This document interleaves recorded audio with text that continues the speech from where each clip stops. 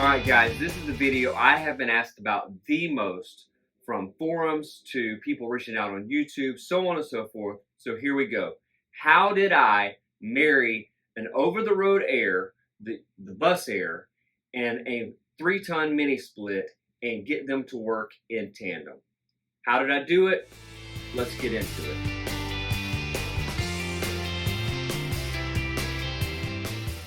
To answer that question, we have to first start with design. Everything in this bus is centered around the air conditioners. So much so that whenever I was building the bus, I had to actually stop and figure out the air conditioner before I could go any further. Even things such as the return and the supply lines right there, the bunk height, everything centered around the air conditioner. So what part of the air conditioner did it center around? Glad you asked. It actually centered around this.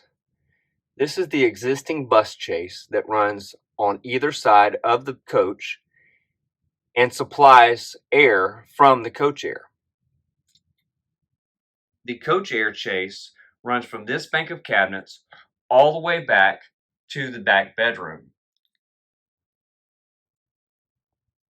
On the driver's side, it was very important to keep air up to the driver apart from the driver air conditioner. And so this chase actually runs from this couch all the way back to the bathroom, stopping in the bathroom. Now you'll notice I actually have 2 registers down there. Those registers, one is for the coach air and one is for the mini split air. You HVAC guys like my father-in-law will call it out that you don't want your air supply close to the return. I understand. Just kind of you have to just work around what you got, do the best you can, and then through a lot of trial and error we did this. So everything's worked so far.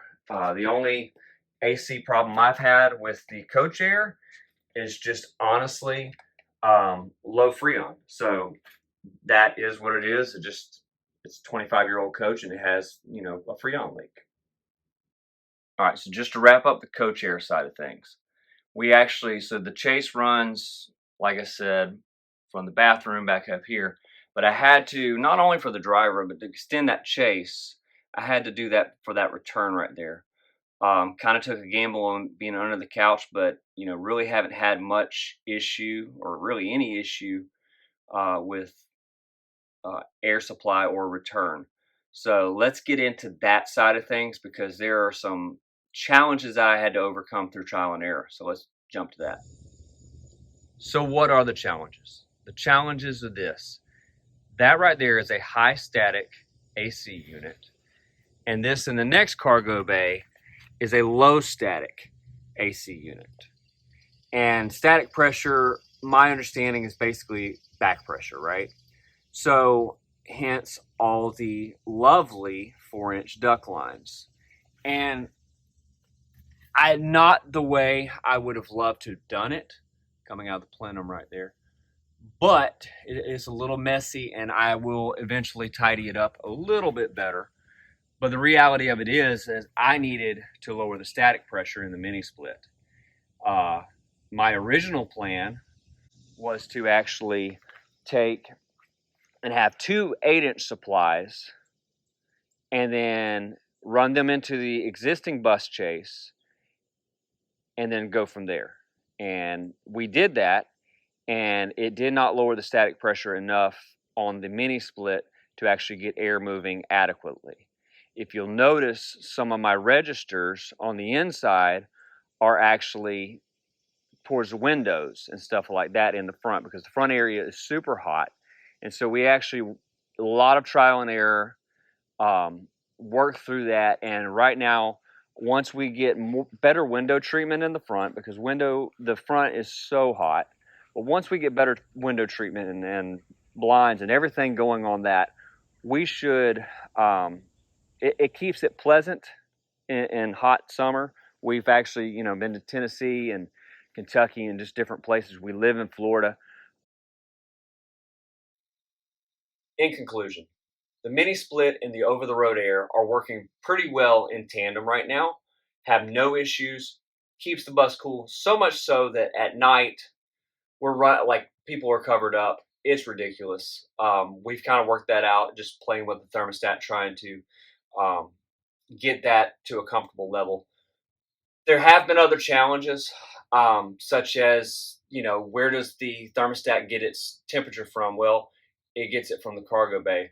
One thing I haven't mentioned, basically I took the cargo bay you saw with the return unit, the inside unit, and it is actually technically the return. So a lot of those nuts and bolts like that, like how I did the returns, cutting the floor out, just a lot of stuff like that, I'm going to cover in a longer form video. With that being said, if you've watched this till now and you're converting a bus and you have questions, I would love to know them. If you will reach out, comment, like, subscribe, whatever, mainly comment. Let me know what your thoughts are. What are your questions? What works? What didn't work? If it's an H3 45, I can tell you almost exactly not how to do it, but what's going on, what your challenges are going to be. Design is going to be the first thing. Like I said a minute ago, design, design, design. Everything is designed around the AC. So shoot me your comments. Let me know what your thoughts are. What do you want me to cover that would be specific that, hey, well, we got it 75%. We couldn't figure this part out. Let's talk about it. Let's have a conversation. Let's see if we can't figure it out. Thanks for watching. Subscribe so you can actually get notified about the next video that's going to be, maybe not the next video, but at least the long form video. Once I get the comments and get, what everybody wants to talk about, we'll hit it up. Love you guys. Thank you.